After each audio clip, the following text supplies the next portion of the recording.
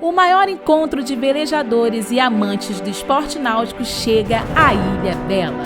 Reconhecida nacionalmente como a capital da vela, Ilha Bela sediará em julho de 2023 a terceira edição da Vela Show. Empresas, escolas e associações de todo o Brasil vão apresentar o que há de melhor em tecnologia, com exposição de produtos, serviços e workshop.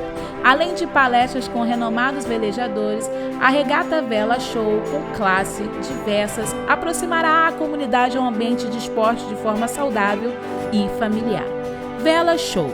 Os bons ventos te trazem aqui. Oi, gente. Boa noite. Bem-vindos a mais um Vela Show Podcast. Já estamos no número 22. Obrigada pela presença de vocês, por assistirem, por ouvirem o nosso podcast. Continuem ouvindo, assistindo, divulgando, compartilhando, para a gente continuar estando aqui. E eu agradeço a produção por continuar me convidando e volto a brigar com o seu Luiz, que me abandonou de novo hoje. Mas estou aqui, então, sozinha na cadeira, na mesa, mas em boa companhia. Eu estou na companhia do Mário Eugênio. Mário Eugênio Tavares tem uma história longuíssima na vela. Ele começou a velejar antes de eu nascer, então quem sou eu para estar aqui conduzindo? Quem vai conduzir essa história hoje é ele. Queria só lembrar vocês da promoção que a gente tem aqui no Vela Show Podcast, que é a promoção da Luderite Sailing, tá? Não deixem de aproveitar, seja de fora do Rio, visitando aqui a cidade, ou o próprio carioca que queira ver a cidade por um ângulo mais bonito, que é o ângulo da Baía de Guanabara. Tem desconto na velejada no pôr do sol com open bar, detalhe importante, e o QR Code está na tela, e link na descrição do vídeo. E vamos dar uma olhadinha no que a Luderite tem para oferecer para vocês.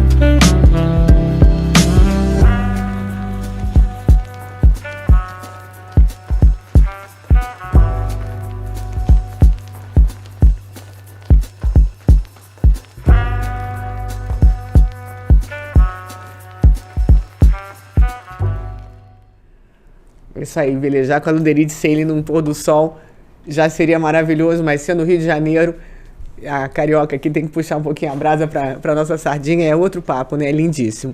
Mas é isso, então, bem-vindo, Mário, ao Vela Show Podcast, é um prazer ter você aqui com a gente. Prazer todo meu, muito orgulhoso de ser convidado e ser lembrado aí nessa história. Nossa, história é o que você não tem faltando na sua vida da vela, né? Isso não falta história.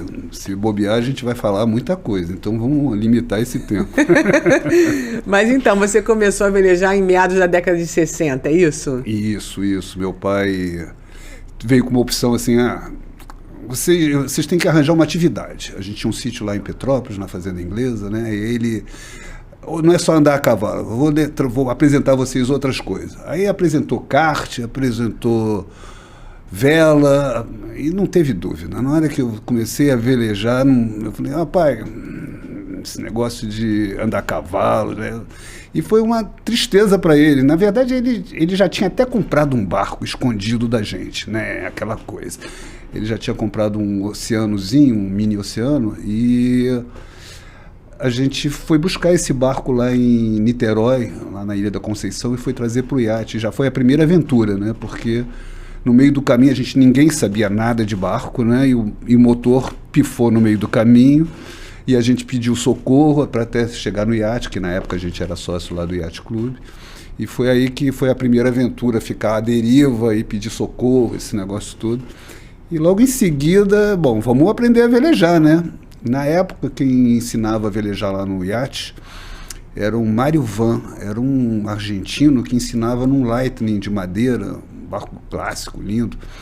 E foi aí que foram meus primeiros bordos mesmo, foi com essa pessoa, que eu não sei mais da história dela, mas foi lá atrás. E aí logo imediatamente o meu pai comprou eu tenho um irmão e tenho uma irmã, né? Mas ele comprou um barco para nós dois, que foi o primeiro barco que eu comprei, que eu ganhei.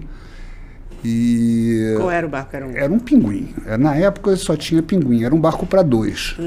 Só que não deu para funcionar nós dois juntos. Dois irmãos junto de um barco era pau puro o tempo todo, sabe? Acabou que meu pai acabou comprando um pro meu irmão também. E aí o meu primeiro barco se chamou Suduca e foi a linhagem o tempo todo, o resto da minha vida, meus barcos todos se chamaram Suduca. Por que Suduca? Porque garoto, né, entrava o sudoeste, o apelido do Suduca, né, e aquele vento forte da frente fria, eu, inconsequente, jovem, etc. e tal, era a hora que eu botava meu barco dentro d'água para velejar e ficar planando entre o Morro da Viúva e a Urca. Eu ficava de um lado para o outro, me divertindo até ou arrebentar, ou virar, ou voltar inteiro, porque na maioria das vezes eu voltava inteiro, eu não tenho muita memória de coisa ruim, até não, só tá das coisas boas. Só de coisa boa. Então, foi isso. Aí foi o começo da história no velejar de pinguim. E quantos suducas depois você... Ai, olha, acho que eu já estou no 8º, sabe? No meio disso, teve uma história do pacato, mas essa é uma outra história. Sabe, na época que eu parei de querer velejar competitivamente, e comecei a velejar pacatamente. Foi a época que eu tinha um veleirozinho de 27 pés e eu ia para Angra, para Búzios, para tudo que é lado, às vezes sozinho, às vezes com meus amigos, às vezes com minha namorada. E não tinha nem Rio Santos na época. A gente ia para Angra e depois subia a serra para pegar Rio São Paulo para poder voltar. E Angra era realmente um paraíso, quer dizer, continua sendo, né? Mas era bem menos habitado do que hoje, né? Eu me lembro de entrar lá em Conceição de Jacareí, encostar ali e ir de botezinho até dentro do rio para caçar pitu dentro do rio. Hoje você nem encontra o rio, sabe? Né? Infelizmente favelizou muito o Angra, né? Pois é. Pena. Mas você... Já entendi que você gostava de aventura, porque você saía no Suduca, né? Eu gostava do Suduca. E você gostava muito de competição, imagino, né? Porque você começou a competir cedo também. Sim. Quase que... Na época a gente não tinha essa história de técnico, de nada disso. Os pais botavam a gente dentro d'água e se vira. Então o aprendizado foi meio que na marra, né? Então a gente velejou bastante correndo tudo que é regata que havia. Eu sempre fui um fissurado por regatas. Que classes você competiu? Primeiro, pinguim. Pinguim, que era a classe de entrada naquela época. O otimista apareceu um tempo depois. E aí eu velejei bastante. Eu nunca fui um top de linha. Eu ficava sempre ali... Assim, na classe sniper a gente tem um dito que a classe se divide em 2 níveis, os inalcançáveis e os lamentáveis. Eu fico ali no limiar, sabe? Saindo dos lamentáveis, próximo dos inalcançáveis, sempre. De vez em quando eu dou uma sorte, mas eu não acerto a estratégia até o final e me disperso e pronto. Nunca... Tenho bastante troféus dentro de casa, mas... Você ganhou uma regata, Rei Olavo, e você recebeu o prêmio do próprio rei. Essa foi uma das marcantes. Eu tive bastante prêmios, assim, vários prêmios, várias regatas, mas esse foi um dos que eu guardei, porque é um troféu bonito, com o brasão dele, de cristal, sabe? Que lindo. E quando foi isso? 1970. Olha, memória de velho é uma vaga lembrança, tá? Mas vamos lá. Eu acho que foi 68 ou 76? Não, 68. Acho que foi nessa época. Se você tivesse me perguntado, me avisado, eu tinha até olhado lá a datazinha, porque... Foi finalzinho da década de 60. Olha, se a gente for fazer conta, nós estamos na, sei lá, que edição da Rei Olavo, porque é uma regata que não terminou, está correndo até hoje, ela acontece, tá? E foi a primeira que eu realmente que aconteceu e que ele estava presente, né? E foi muito legal isso, muito marcante. E imagino que isso tenha te estimulado a competir mais, não? Olha, eu sei, a brincadeira tem 2 níveis de velejada, né? Eu já experimentei todos eles, mas o que eu mais gostei sempre foi regata, né? Porque é aquela coisa da competição, de você não só superar o outro, mas você se superar para você querer atingir seus objetivos. Poxa, esse cara está sempre na minha frente, eu quero passar ele e tal e coisa. A maioria das vezes você não consegue, mas você fica na tentativa e é sempre muito gostoso isso. E melhor do que tudo isso, depois da regata, é a zoação de você ser zoado ou zoar o outro e tomar cerveja. Essa é a parte divertida da coisa. E você velejou em clássicos, né? O Carioca, eu velejei. Olha, e tem clássico nisso. Eu vou te contar uma história, quando a gente for falar sobre Admirals Cup, eu vou te contar uma história boa. Mas... Eu adoro os clássicos, sou apaixonado. Mas eu velejei, na época que eu saí do Snipe, aliás, do Pinguim, eu fui para o Snipe, que era... Aí eu tive meu primeiro Snipe, né? Mas não estava muito tão empolgado e eu virei vai com os outros. Eu queria ir com todos, queria experimentar de tudo. Então eu velejei com Tacariju, Tomé de Paula, no Carioca, que velejei do Guanabara com, eu acho que era Laporte, eu não me lembro os nomes, assim, mas com Tacariju eu me lembro bem, porque eu corri bastante vezes com ele. E foram os 2 barcos que eu corri na época, até chegar no Solin, que eu velejei com Augusto Barroso, e aí nós fomos classificados para o Mundial. E aí eu fui para França, em Quiberon, para correr o campeonato mundial lá. Que lembrança você tem desse campeonato? Primeiro de tudo foi chegar em Quiberon. Você não chega na cidade, você chega numa cidade próxima e depois você pega um ônibus para ir para a cidade lá de Quiberon, que é assim, lá na ponta de...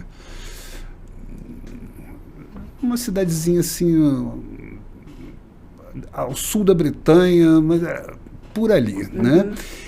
E aí você vai de ônibus e você vê todas as árvores vergadas assim pro lado, assim. Eu falei, meu Deus, isso daqui deve ventar, que é um horror, porque realmente estavam todas, são árvores antigas e todas assim marcadas, assim, meu Deus, onde é que eu fui me meter? Foi bem legal. Não foi uma grande colocação, não me lembro, não ganhamos prêmio nenhum, mas foi uma experiência ímpar, né? E correr um mundial lá na França, e logo depois eu estava por lá, aproveitei, eu já tinha programado de ir para a Europa, porque eram problemas de lá de família, que eu tinha resolvido sair de casa e que eu queria ter uma vida minha, então queria fazer uma experiência fora do Brasil, e tinha resolvido ir para lá. Eu ia alugar um carro, ia fazer assim, ia fazer assado e tal. Quando eu cheguei lá, eu vi que não era nada disso, joguei a minha mala de volta dentro do barco, comprei uma mochila e fiquei rodando por lá. Mas o pessoal sabia Rodando de barco? Não, rodando por lá, sabe, Easy Rider mesmo. A única coisa que eu sabia é que eu queria ir até a Noruega, que eu queria ver os fiordes noruegueses. Ponto, eu queria fazer isso. Então eu fui fazendo a viagem, fui subindo tal e coisa, indo para aqueles hostels, aqueles lugares, mas o pessoal sabia que eu estava por lá. Naquela época não tinha Zap, não tinha nada, e eu recebia de vez em quando cartas em alguns lugares, até que eu recebi um convite. Mário, a gente sabe que você está aí na Europa e você poderia nos ajudar a trazer o nosso barco aqui que está sendo construído lá em Bresken, na Holanda, para trazer para correr Admirals Cup. Eu falei, opa, tô nessa, qual é o barco? Era o Procellaria, do Fernando Pimentel Duarte. Sim, eu entrevistei ele. Aí eu falei, opa, vamos embora. Aí passei uma temporada lá no barco, o barco ainda não tinha terminado, fiquei morando dentro do barco enquanto eles finalizavam. Na época até o Pedrinho Avelino chegou na época e nós dois fomos dar umas passeadas por lá de bicicleta e foi um lugar até que eu tive uma experiência até marcante, porque na época tinha um cabelo grande, né? Era cabeludo, meu cabelo todo enrolado, ou era, não sei mais como é que ele é, porque agora eu só corto ele curtinho. Mas, enfim, eu tinha um cabelo meio black people, né? E chegando, pedalando lá num daqueles lugares, eu fui expulso do lugar. Porque... It's not allowed black people here. Get out, get out. Onde foi isso? Isso na Holanda, passeando de bicicleta por lá. Ainda nos anos 60 ou 70 já? Olha, foi em 72. Isso eu me lembro bem porque essa Admiral's Cup foi em 73 ou 72, por aí. Eu falei, caramba, tal, tudo bem, a gente deu a volta, a gente não estava lá preocupado. Não imaginava isso da Holanda, não. Se fosse não, os mas Estados isso Unidos... daí, não, mas também não imaginava, mas isso daí também era um tempo atrás e era uma região... Os centros, de um modo geral, são mais permissivos, mais abertos. Agora já os rincões são mais, de um modo geral, são mais caretas, vamos chamar assim, né? Então, tive isso, eu falei, cara, que coisa estranha, né? Pois é, mas aconteceu e ficou... Isso foi uma coisa marcante naquela época, né? Então... E aí você sentiu alguma coisa assim, esse tipo de preconceito nas regatas internacionais que você fez? Nenhuma, zero, sabe? Isso foi em terra, isso foi andando de bicicleta, passeando, porque a gente queria ver os moinhos, tal e coisa, a gente sabia que era numa determinada região, afastada um pouquinho de Breskin. Mas deve ter sido uma surpresa para você, né? Foi chocante mesmo. Eu falei, porque nem moreno eu estava, sabe? Mas era o cabelo que estava enroladinho, sei lá o que era. O Pedrinho ainda me zoou, né? Até por tua causa, tá vendo? E como é que foi você ser tripulante do Procellarum, um veleiro tão icônico, né? Não, mas, na verdade, eu não comecei... Eu engatei na tripulação do Procellarum no intervalo entre uma e outra. Essa que é a história do clássico que eu queria te contar. Na verdade, eu fui chamado só para levar o barco de Breskin para Southampton e para correr o Admiral's Cup, né? Só que o pessoal gostou de mim e o barco na época ele estava correndo por os três brasileiros eram Vavatu, Saga e eu não me lembro o terceiro. Eram 3 barcos por equipe. Eram equipes que corriam, né? E eu corria e eu ia ficar de fora. E o pessoal, pô, Mário, por que você não corre no Foxhound? Foxhound era um barco de 1900 e antigamente, clássico de madeirão, antigo, tudo antigo. Era o barco mais...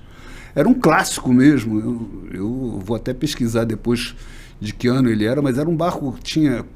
cabos, não eram, todos os cabos não eram, tinha cabo que era cabo de aço, você tinha que entrar com luvas de couro para fazer o negócio, eram completamente diferente do Procellarum, que era top de linha na época, né? E eu velejando naquele barcão foi fantástico. E foi a primeira vez que eu fiz a Admiral's Cup, que eu fiz 2 vezes. Na segunda vez, foram 3 anos depois ou 2 anos depois, eu já estava engatado na tripulação do Procellarum, eu já fiquei efetivo no Procellarum, corria Buenos Aires, Rio, sabe? Fiz uma série de regatas com ele, Santos Rio, tudo. E entre o Carioca, o Guanabara, o Procellarum, esses clássicos, qual era a característica marcante deles, assim, a diferença entre eles, velejar? Olha, são velejadas diferentes, né? Velejar nesses monotipos, tá? São barcos que você compete assim, terminou, quem chegou na frente ganhou, tá? Já nos oceanos tem uma coisa chamada rating, então todos eles são medidos e tem um desconto, então tem que fazer. Então, se termina a regata, você ainda tem que esperar o resultado, você não sabe, você pode chegar em 4º, 5º, 6º e ter ganho a regata. Fica no suspense, né? Fica no suspense. E outra coisa também é que, assim, o ambiente dentro de um barco pequeno é muito, assim, interativo, assim, você no laser é só você, no snipe são só 2, no Soling, no Lightning, no Carioca, eram 3 pessoas. No oceano já são regatas completamente diferentes. Eu brinco, chamo assim, vamos velejar de ônibus, né? Porque bota uma lotação de gente ali dentro, 10 pessoas, 9 pessoas, e quem convida, quem chama é o dono do barco, é o proprietário. Então, é o critério dele, né? Não é amigo teu, é um amigo, são pessoas indicadas. Então, você está ali no meio de uma tribo que mais ou menos desconhecida para você, né? Quer dizer, é lógico que você acaba formando as suas amizades dentro do grupo. Se você começa a velejar sempre naquele barco, você acaba... Mas eu me lembro que nessa ida para Buenos Aires, Rio, foram 2 vezes que eu mencionei essa palavra. O que eu estou fazendo aqui, meu Deus do céu? Sabe? Que a gente estava no través do Rio Grande do Sul, entrou uma porranca mesmo de vento e tal, e não tinha mais roupa seca, não tinha mais nada, você já dormia de impermeável para ser acordado, sabe? Acordado, você já estava úmido, molhado mesmo, e o barco só caía, né, uma onda para outra. Eu falei, meu Deus, o que eu estou fazendo aqui dentro desse negócio? Mas assim que chegou em terra, se me chamassem para outra, eu já estava pronto para correr de novo, né? Todos, né? Todos vocês, assim, todo velejador é assim. Todo mundo passa por isso, né? Mas quando você se trocou os barcos de regata, você foi para o Pacato, né? De 27 pés? Era um veleirozinho muito legal era do Fischer, era isso. O Fischer foi um construtor de barcos maravilhoso que teve aqui, um alemão. E primeiro ele fez o Toninha, depois ele fez o Dourado, depois eu acho que ele fez o Manta, que era um catamarã maravilhoso. Ele era um artista, ele foi um cara na frente de todo mundo aqui no Brasil, sei lá, era um desenhista e um marceneiro muito incrível, porque o barco tinha uma característica muito incrível, porque eram de tábuas uma ao lado da outra. E elas eram colocadas de tal forma que quando elas encharcavam, é que elas vedavam o barco ficava sequinho. Mas se você botasse o barco, descesse com o barco e ele ficasse algum tempo fora da água e você descesse com o barco, ele afundava. Porque as tábuas estavam todas separadas. Aí elas iam encharcando e pum, e fechava. A vedação era perfeita. De você nunca fazer água dentro do barco. E ele também tinha várias características. Ele era um multishine, ele era quase que um snipe grande. E ele tinha uma quilha que projetava para frente o centro de gravidade dele. O barco, na época, na década de 60, ele era o vencedor. Ele ganhava tudo que era regata, esse barco. Então, era um super marinheiro e com ele eu fiz altas aventuras e namorei muito nesse barco e passei bastante lá, tanto em Búzios quanto como lá em Angra dos Reis. Batia aquela região toda com meus amigos, levava, foi muito legal. E foi palco até de casamento, quer dizer, de formação de casais, que a gente encontrou assim, um amigo meu.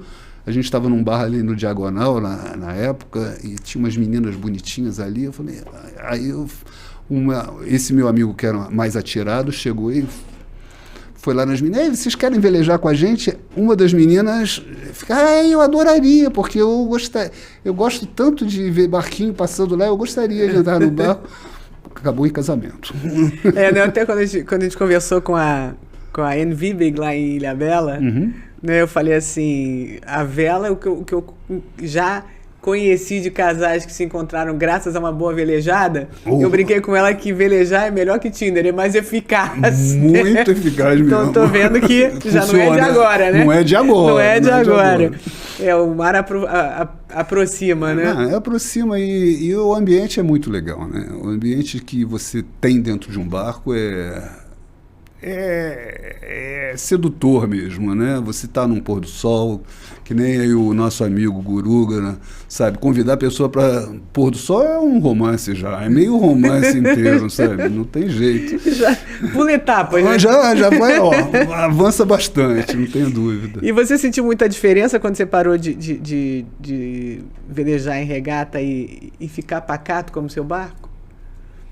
Era uma outra curtição mesmo, né? Realmente eu estava... foi uma transição bem legal. Eu gostei, era o tal do negócio. Ou você é competitivo ou você é cruzeirista. Essa foi a minha fase de cruzeiro mesmo, que eu tinha churrasqueirazinha a bordo, pescava o peixe e botava na churrasqueira direto, aliás, já limpava dentro d'água. Então era uma vida maravilhosa. Lógico que são experiências completamente diferentes, né? E foi muito legal. Até que ela parou uma época porque eu me casei.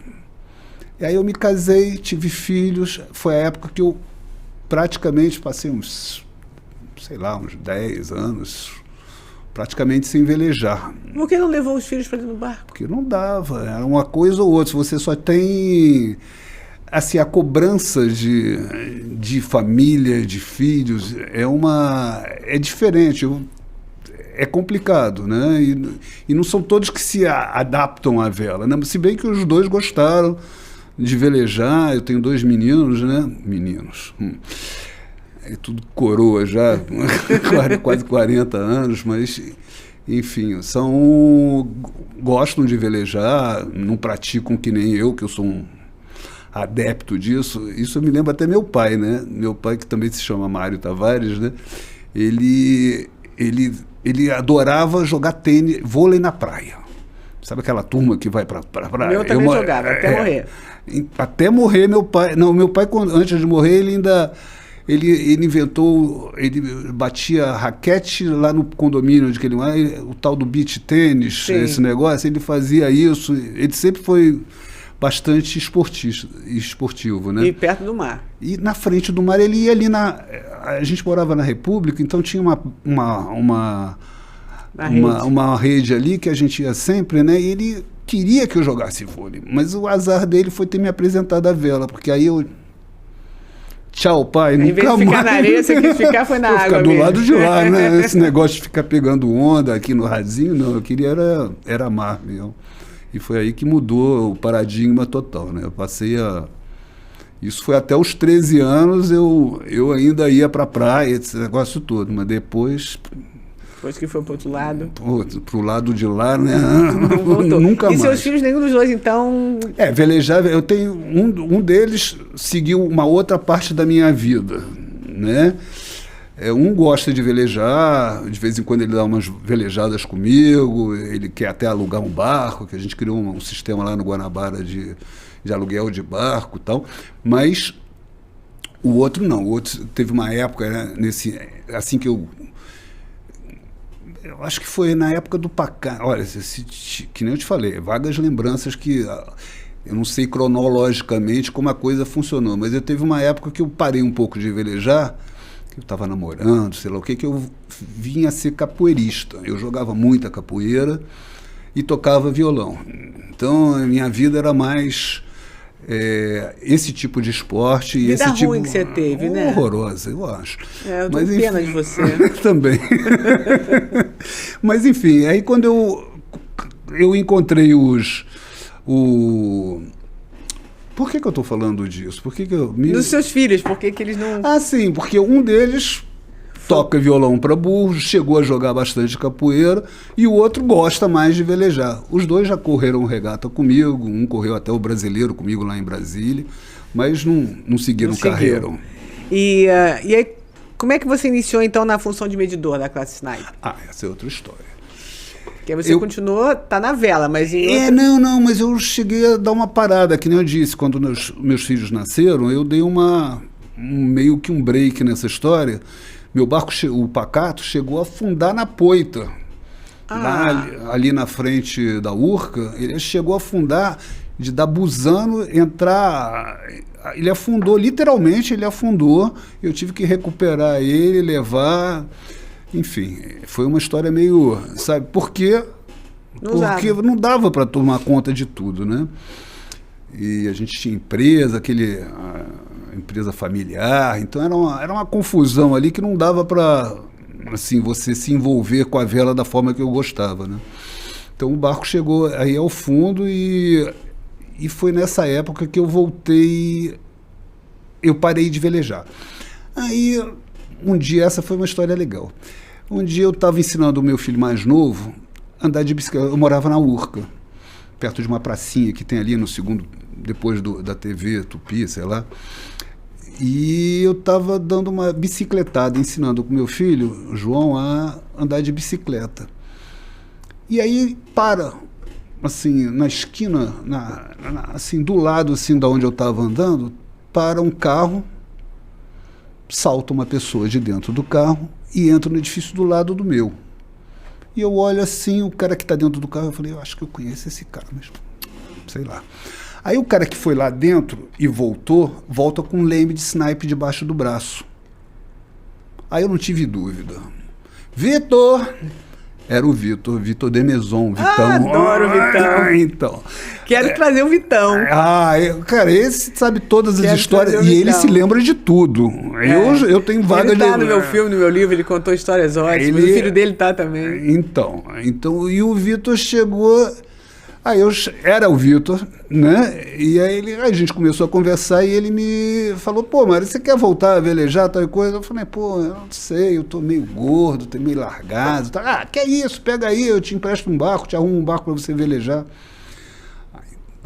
Pronto. Começou tudo de novo. Quando já tá a fim de ir, né? Era só o que faltava. Tá a fim de ir pra frente, qualquer peteleco te empurra, né? Não, e foi legal, porque, como eu te disse, eu estava gordo, largado, abatido com a vida, esse negócio todo. Voltar a velejar fez uma virada, mudou a chave de novo na minha vida. Eu não estava fazendo mais nada que eu gostava. Minha vida, meu casamento estava ruim, minha empresa estava mal, estava tudo meio esquisito. Quando eu voltei a velejar, eu imediatamente senti falta de várias coisas. Primeiro, da minha condição física para poder velejar. Aí eu falei, o que eu posso fazer para voltar? Eu nunca gostei muito de academia, aliás, nunca gostei de academia. Falei, vou voltar para capoeira. No que eu voltei para a capoeira, e aliás a capoeira era ali perto da minha casa, eu morava na Urca, e a capoeira era ali no escola de música que tem ali na Urca, que é na Federal ali, tem a escola de música, eu voltei a velejar lá. E a maioria do pessoal que jogava capoeira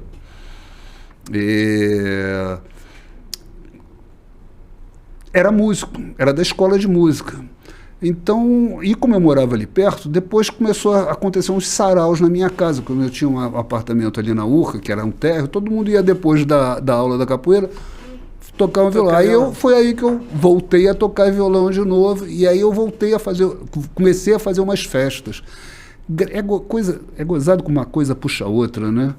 Eu acabei me separando da minha segunda esposa e encontrei a minha terceira e atual mulher a Lúcia, com quem eu espero ficar o resto da minha vida, o que resta, é numa dessas festas que eu promovia, porque eu fazia umas festas que a gente jogava uns na época não tinha essas tecnologias todas, a gente usava aquele, como é que se chama?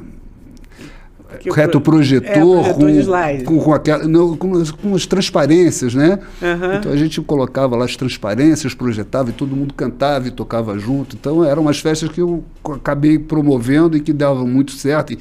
E elas rodavam os nossos amigos, né? E aí, numa dessas, eu acabei encontrando a Lúcia e graças a Deus estamos aí, beleza, até hoje. E ela entrou na vela contigo? Não, essa aqui é a história. Ela diz que gosta de velejar, mas como eu sou muito competitivo, eu gosto da competição, e ela, que é sombra e água fresca, a gente praticamente não veleja junto.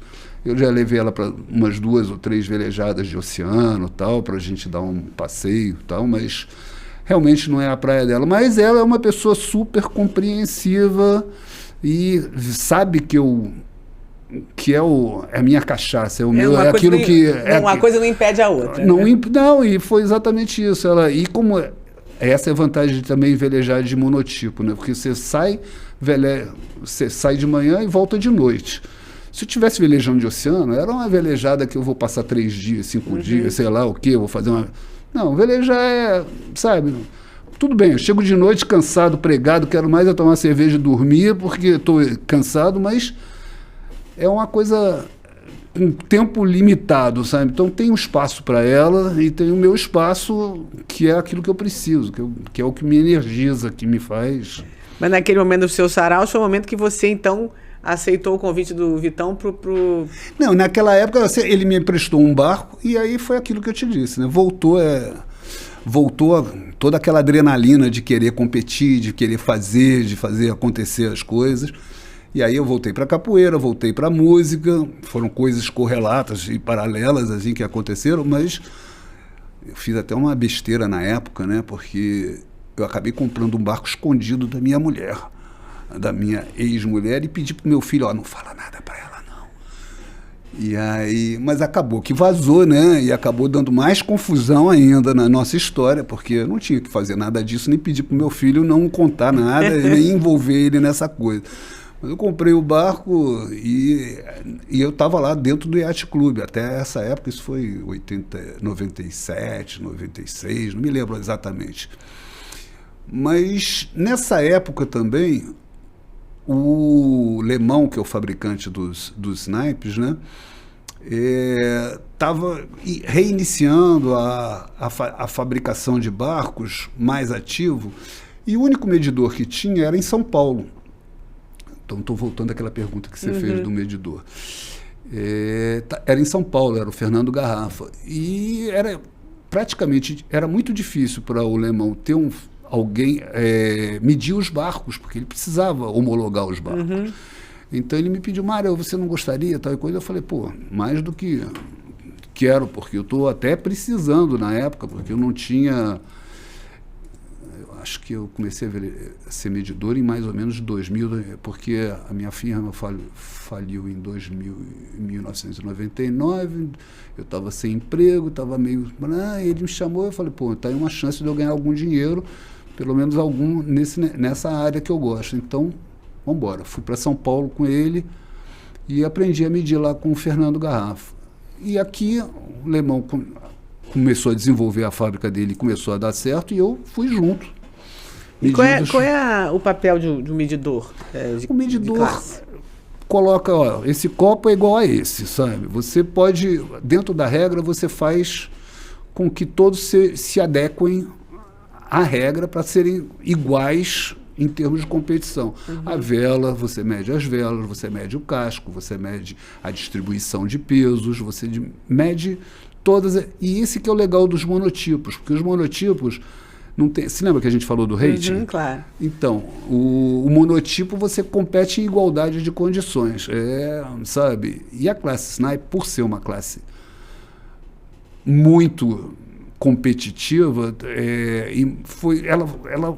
e muito por conta de ter o Lemão fabricando barcos aqui, foi uma possibilidade da classe crescer bastante, né? Ela cresceu bastante porque temos um fabricante nacional, porque os outros barcos, a maioria deles são todos importados.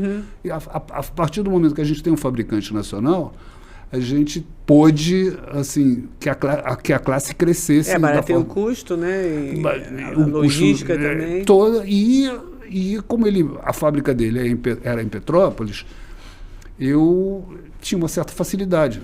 Então eu ia lá para Petrópolis, media os barcos e tal. Então foi uma coisa que juntou a fome com a vontade de comer e funcionou. Você tinha alguma dificuldade? Nessa função ou não? Não. Eu até... Quer dizer, agora eu já estou escolado, né? Porque já fiz 3 mundiais, Olimpíadas, pré-Olimpíadas, Pan-Americano, todos os brasileiros a partir daí, de snipe, né? Então já fiz uns cursos, então não tem muita dificuldade não. Eu agora até fui convidado pelo Cadu para fazer de otimista. Agora vou ajudar, né?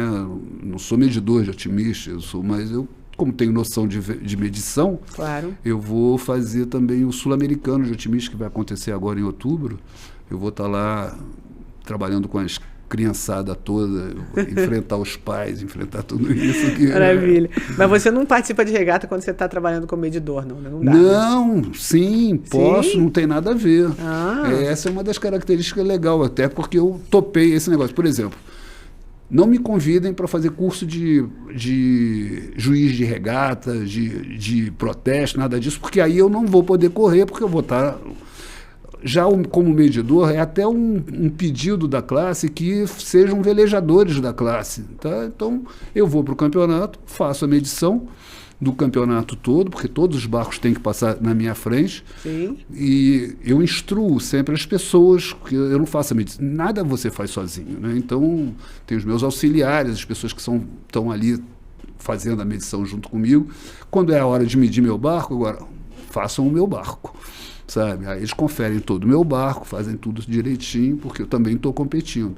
E é uma forma de eu também poder ir aos campeonatos, porque não dispõe de uma verba suficiente para ficar bancando para ir para todos. Então, como eu sou convidado para medir os campeonatos, aproveito, já tá lá. Já que eu tenho que ir, já vou, já estou de boa nessa história. E você citou algumas competições importantes aí. Qual foi, na tua opinião, a competição mais importante onde você exerceu a função de medidor? Sem dúvida, as Olimpíadas e os 3 mundiais. Eu fiz os mundiais de snipe, Master, o Sênior e o Master, o Sênior e o feminino. Então, todos os que houveram aqui no Brasil, eu fiz. E também fiz um em Algarrobo, um sul-americano. Eu fiz 3 sul-americanos e fui chamado para medir também um sul-americano lá no Chile, né? Algum tinha mais rigidez, você sentiu? Não, a rigidez é mais ou menos a mesma, sabe? Você não inventa nada. Então, você faz o que está no caderninho. Né? É o rule book lá que está mandando. Então, você segue aquilo, tem um padrão e vamos embora. Agora, tem muitas histórias nesse negócio, né? Porque de vez em quando você é o chato da parada, né? Porque o amigo, sabe? Por quê, né? Meu amigo. Você tem que desclassificar alguém, né? Não tem que desclassificar. Eu entendo que o medidor é um fiscal que orienta a pessoa, né? A gente sempre chega antes, faz a medição e fica orientando a pessoa para botar o barco dentro das condições, sabe? Ninguém está querendo tirar ninguém, sabe? A gente quer que todo mundo se adeque à classe para poder funcionar. Então, teve um grande amigo meu, por exemplo, o Gustavo, que disse que, mas eu quase que joguei o barco fora, que abandonei tudo, mas depois eu vi que você tinha razão, sabe? Porque, sabe, tem jeito. O cara brigou comigo, mas no final de tudo ele acabou ainda e engrenou na classe, velejou muito, depois virou um velejador de oceano e agora está no mundo aí. Maravilha. E você também foi responsável pelo renascimento da flotilha 368, né, no Clube de Regatas de Guanabara. Não só, porque a flotilha 368, na verdade, ele era do Yacht Clube Jardim Guanabara. E eu velejava, quando o Vitão me trouxe para a vela, eu fui para o Yacht Clube, mas já não era mais sócio, eu era um sócio penetra, vamos chamar assim. Então eu tinha um barco que eu comprei um barco lá dentro e ficou no nome do antigo dono. Então, aquelas artimanhas que a gente dava, até que uma hora eles deram uma apertada e a gente teve que espirrar. Teve que sair dali e tinha um convite do Renan, lá que era do Guanabara, chamou, Mário, vem pra cá, tal coisa. Então, fui eu, mais o Suzarte, mais o Dudu Harabedian e mais o Praça. Fomos nós 4, fomos do Guanabara do iate para o Guanabara e já tinha um barquinho lá, um solitário lá, que era o Cavalo Marinho, do Luiz Felipe, né? E a gente montou uma flotilha, eram 5 barcos que eram necessários para montar uma flotilha. Então eu resgatei esse número da 368 e abrimos essa flotilha. E lá no Guanabara eu acho que essa foi uma das boas realizações que eu considero que eu participei legal mesmo, tá? Porque quando eu cheguei lá no Guanabara, não tinha meia dúzia de traineiras do lado de fora, era um clube mais de pescador do que de vela, não tinha. E eu cheguei lá e eu sempre fissurado para correr regata, porque eu já estava no sangue, né? Eu ficava catando gente e não tinha gente, não tinha, era um ambiente. Não vou dizer que fosse hostil, mas que não tinha o hábito, não tinha a vivência, a tradição da vela já tinha sido perdida, porque o clube já foi. O Luiz Cândido Pimentel Duarte, acho que é esse o nome, deu origem à classe snipe lá dentro do Guanabara. O Guanabara foi um precursor dentro de classe lightning e com o avô do Fernando Pimentel. o avô ou o pai, não me lembro, mas, como te disse, a memória é fraca. O Vitor, quando estiver aqui, ele vai te contar melhor essas histórias. Mas, de qualquer forma, nessa época lá, o Pimentel Duarte, ele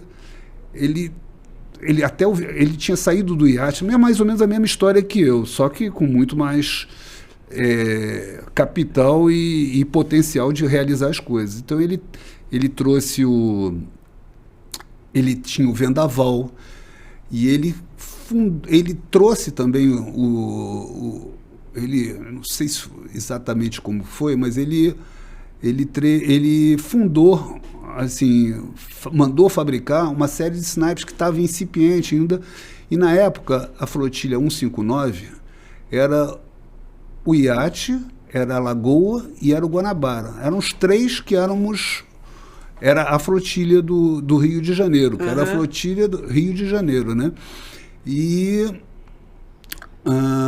o Guanabara, na época, era muito mais forte, porque tem um histórico lá, tinha muito mais barcos no Guanabara do que no próprio Yacht Club, porque era ali que era fabricado, ali que era o movimento. Isso foi a primeira fase. Da segunda fase da vela foi na época do Pedro Paulo Petersen e do pai dele, o Aníbal, que era o papa-tudo na classe carioca. E ganhava todas as regatas. A gente corria contra ele, porque ele que ganhava as regatas, né? E quando eu corria com o Tacariju lá no brisa dele, né? E o filho dele, o Pedro Paulo, que hoje é juiz de regata, e os filhos dele agora estão velejando e dando couro na gente de snipe, foi campeão mundial também pelo Guanabara. Naquela época, acho que é a década de 70, 80, eu acho que foi isso aí que ele foi campeão mundial pelo Guanabara. Então essa foi uma época de ouro do Guanabara, né? Depois o clube deu uma esmorecida, deu uma caída, aconteceu de ter como é que se chama? Ele foi bem largado. Mas você acha por quê? Qual a maior dificuldade de estruturar a vela no clube?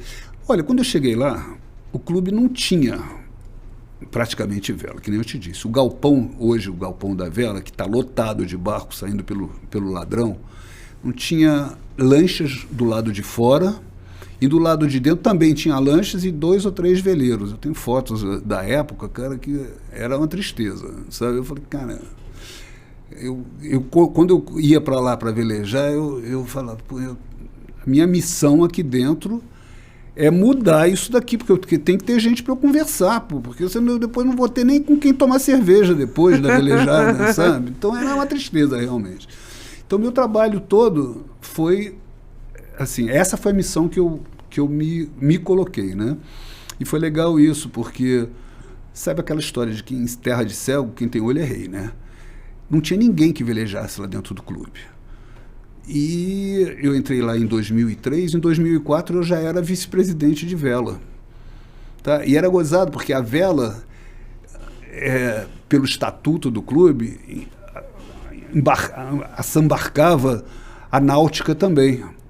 Então, o vice-presidente de vela também era o diretor da náutica, era o diretor de tudo, mas, na verdade, quando eu entrei para vice-presidente de vela, eu só tomei conta da vela. Eu não quis saber de náutica nenhuma. Eu não tinha nada a ver, tinha outras pessoas que se interessavam por aquilo. Eu falei, fica. Tanto que acabaram mudando o estatuto e criaram um departamento de vice-presidência, que lá é vice-presidente, não tem comodoro, é presidente. Então, dividiram a vice-presidente de vela em vice-presidente de vela e vice-presidente de náutica. Tá?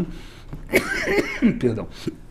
Porque foi exatamente, foi a partir daí, porque a gente começou a fazer a coisa se movimentar e começamos o antigo presidente, porque assim, os presidentes passaram, mas eu continuei vice-presidente de vela ou de todos eles. Não, na verdade teve um períodozinho curto que a oposição ganhou da anterior, da chapa que eu estava, né?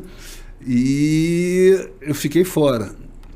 Mas assim, faleceu o presidente, entrou o atual presidente que está fazendo uma gestão maravilhosa lá no clube, e ele novamente não tinha quem chamar, tal coisa, chama o Mário, porque o Mário sabe fazer as coisas, mais ou menos, e foi assim que aconteceu, sabe, a história ali dentro. Lá, a primeira tarefa era fazer a regata de aniversário do clube, porque era uma regata comemorativa, ninguém sabia como fazer. Eu me virei lá, pedi ajuda para o iate, que sempre foi parceiro, tal, e eu tinha bastante conhecimento dentro do clube, então todo o pessoal ajudava. Então a gente conseguiu fazer, ao longo desses anos todos, as nossas regatas lá de aniversário. E nesse tempo todo que você ficou na gestão, na vice-presidência, o Guanabara teve muitos títulos? Até teve. Quer dizer, na verdade, assim, eu sempre... Foram duas coisas que eu achei que eram importantes ali na vela. Uma era ter sempre alguém de ponta perto da gente para ensinar, para a gente seguir, para estimular, para a gente ter alguém na frente para a gente correr atrás. Isso é uma coisa. E a segunda coisa que eu queria que tivesse meninas velejando, sabe? Porque eu, dentro da minha cabecinha tola, eu acho que onde tivesse meninas, os meninos também iam querer vir. Então, então aí haveria uma interação. Usou as meninas de isca, né? Lógico. Mas teve 3 razões maiores. Essa foi uma, serem isca. Segunda, porque eu já tenho um peso. Para você velejar no snipe, você tem que ter entre 140 e 150 quilos para ser uma tripulação razoavelmente competitiva, sabe? Se você for um atleta, etc. e tal. Eu, como tenho já uns 80 e tantos quilos, não dava para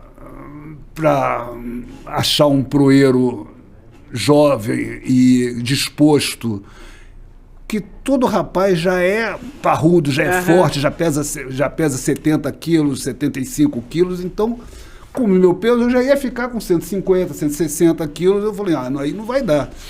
Então, as meninas são sempre, além de serem muito, é a segunda razão, que são muito mais, é muito mais agradável velejar com uma menina, e eu também me controlo muito mais, porque se eu tiver com um rapaz do meu lado, eu vou xingar, eu vou botar faca nos dentes, com a menina eu já vou ser mais delicado no trato. Tem gente que não é, né? Não vou falar também, mas tem gente que não quer saber quem tá ali, né? Pois é, mas eu ainda procuro procuro me conter. E elas são, de um modo geral, elas são mais leves, sabe? Elas são... Então, juntava todas essas coisas e é a coisa de incluir mais meninas para velejar mesmo. E funcionou, então?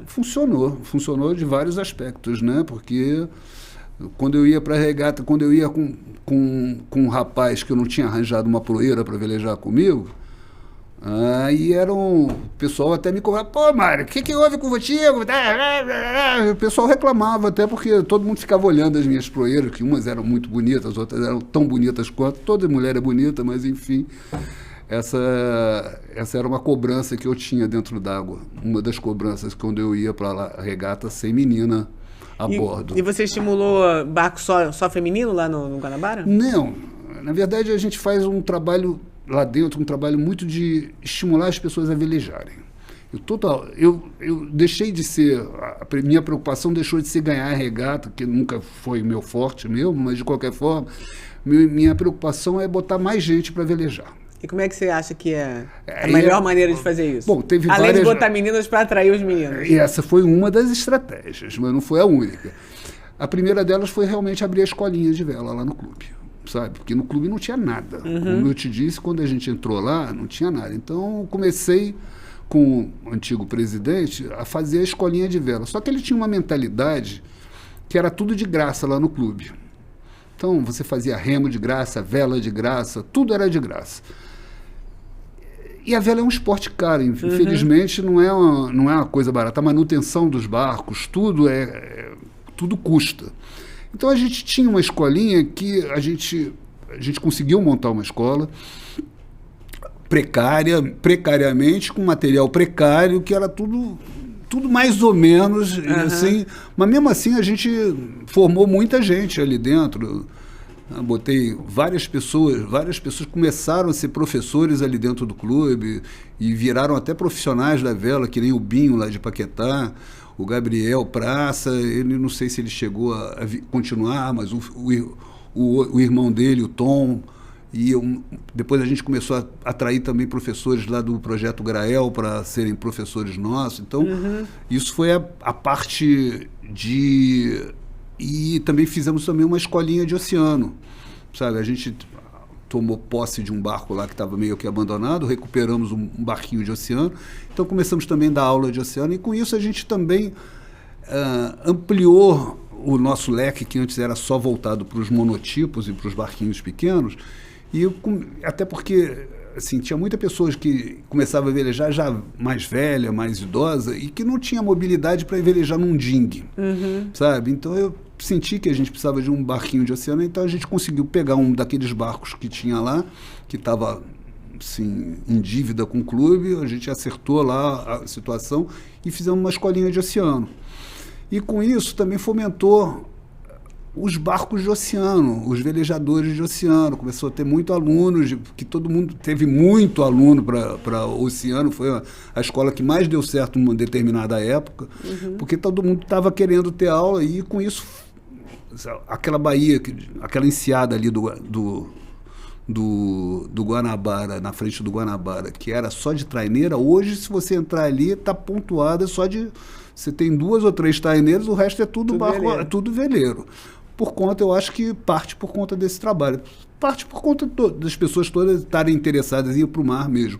Mas ali é um ambiente que não é a maravilha de um clube de ponta, mas é um clube que tem tudo aquilo que você precisa. Então, funciona e de um custo bastante razoável, né? E tem uma questão aí do leilão do terreno do clube, como é que está isso? Isso já foi resolvido, mas o clube, que a gente disse, é um clube que está cheio de pendências de antigas administrações, mas antigas de 30 anos atrás, sabe? De pendências trabalhistas que essas não expiram, né? Então...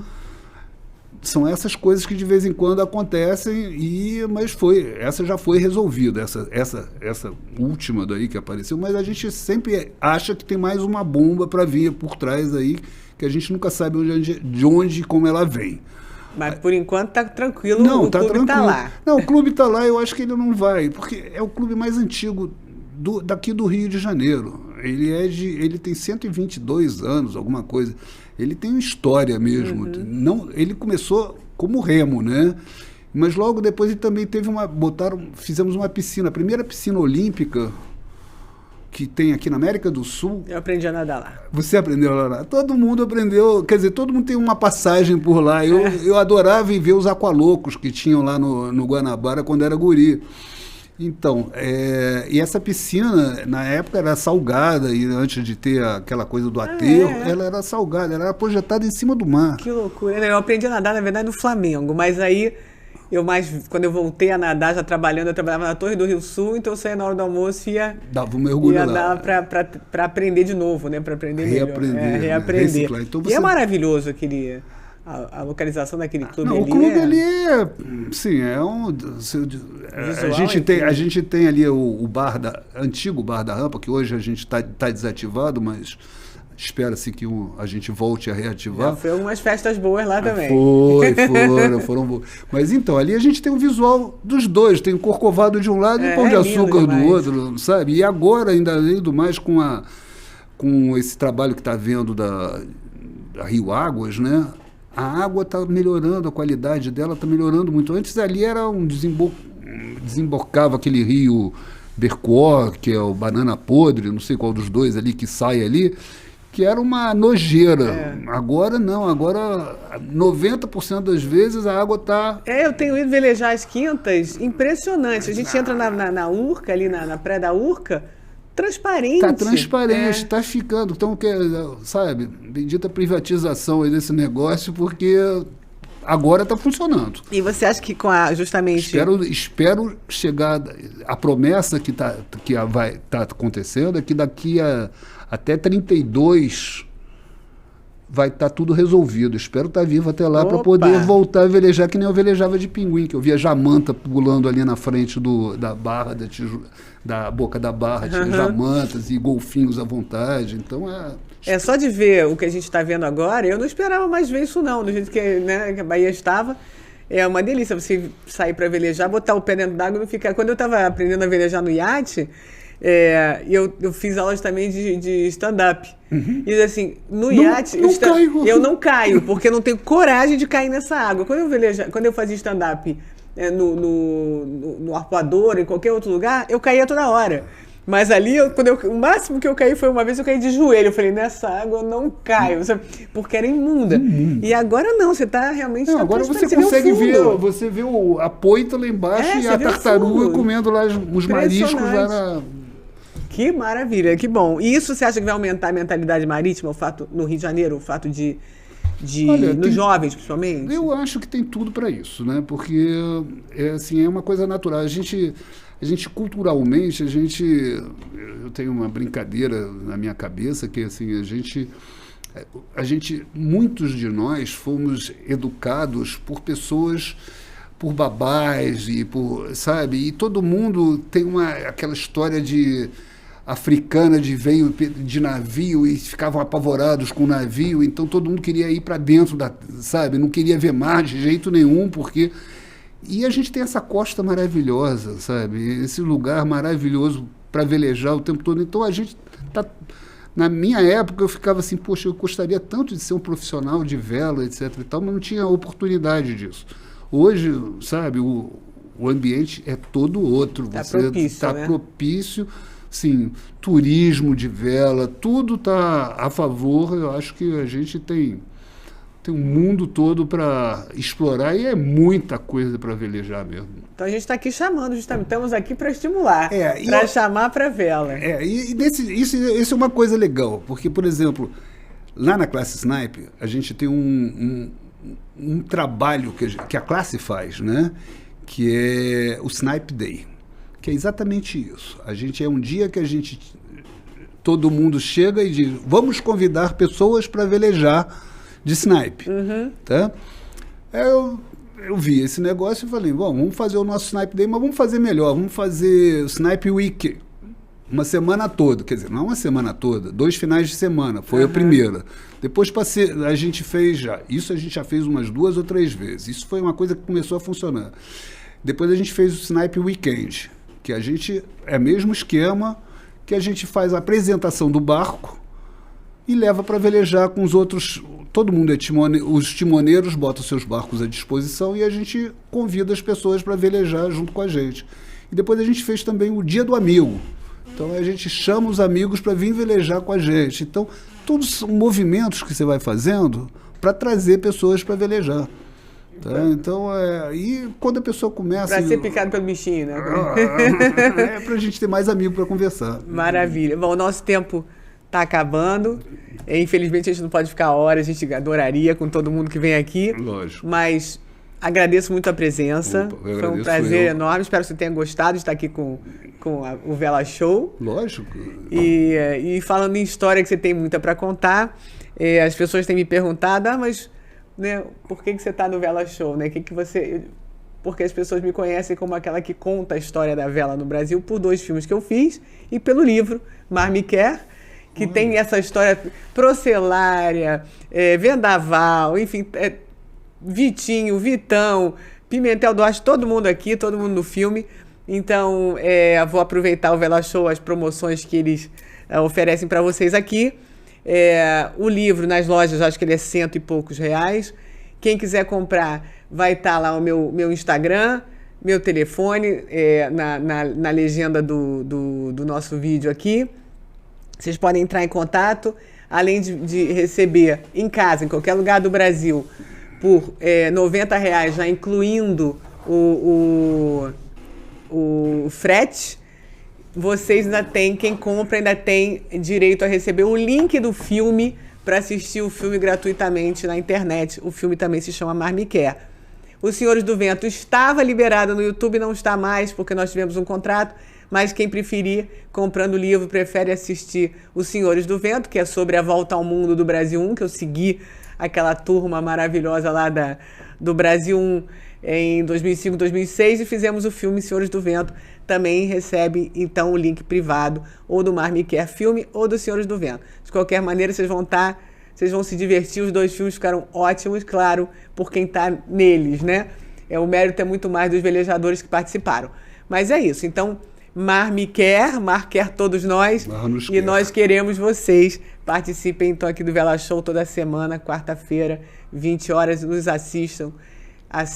Entrem lá no canal, cliquem o sininho, se inscrevam, compartilhem e a gente vai estar sempre aqui com vocês. Obrigada pela presença, Obrigado, Mário. você. Obrigada por vocês estarem aí com a gente toda semana e até semana que vem. Beleza. O maior encontro de velejadores e amantes do esporte náutico chega à Ilha Bela. Reconhecida nacionalmente como a capital da vela, Ilhabela sediará em julho de 2023 a terceira edição da Vela Show. Empresas, escolas e associações de todo o Brasil vão apresentar o que há de melhor em tecnologia, com exposição de produtos, serviços e workshop. Além de palestras com renomados velejadores, a Regata Vela Show, com classe diversas, aproximará a comunidade a um ambiente de esporte de forma saudável e familiar. Vela Show. Os bons ventos te trazem aqui.